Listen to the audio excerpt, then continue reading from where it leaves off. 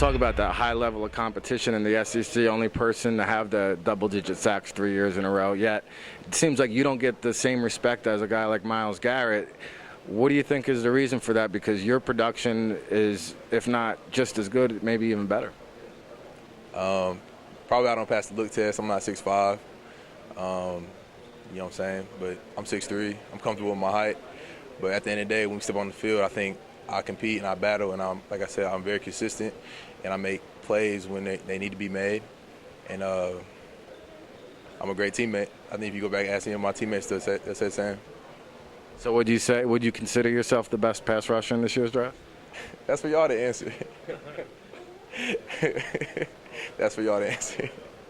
But I think my consistency, my tape can speak for itself, though. No doubt about it. How about looking back on your career in the SEC, going up against some of these big boy offensive linemen? Anybody stand out to you as a tough opponent? Yeah, throughout my career, I think Laramie Tunsil stood out. He's the top guy I played against. Brandon Sheriff from Iowa, Cam Robinson, Genesee for A&M. So I played against some good guys, and they pushed me, I pushed them. What was it like breaking Reggie White's record in Tennessee? It was a great feeling. I broke it in my hometown, and all my teammates ran on the field. Coach had to call timeout because we were about to get a 15-yard flag, but I think celebrating with my teammates was the best part about it. I think they were more excited than I was. Does Butch Jones, is he like a corny joke guy? Like, is he a funny guy, Butch Jones? He thinks he's funny. He thinks he's funny. You guys kind of laugh out of politeness. Nah, he got some jokes on him. He got some jokes. But there's some jokes he'll say. He was like, ain't that funny. How was it like to finally beat Florida this year?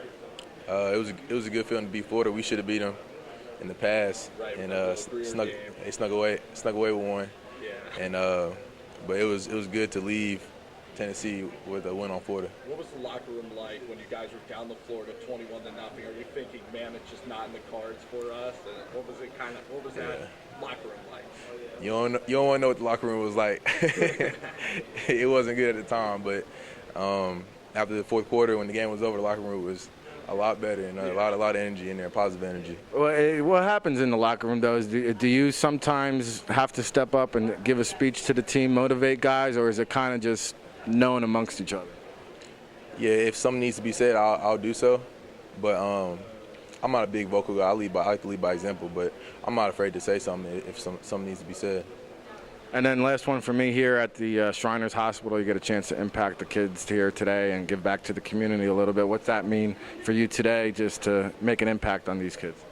It's very eye-opening, you know what I'm saying? A lot of kids got to live at this hospital, and it lets you know how fortunate you really are. Because I think sometimes, like, we get caught up with all these hopping on planes and going to see teams, and you kind of forget, like, we were very lucky. So I'm having a great time. I broke a little sweat down there playing. Got a little warm-up, a little exercise in today, too, as well. And is Butch going to be here with you today? Yeah, yes, sir, he is. Okay. And did you get your first cheesesteak in? I have not. I need to. Okay. I think that's going to be sometime today. Hey, tell Butch to get on it, man. I will.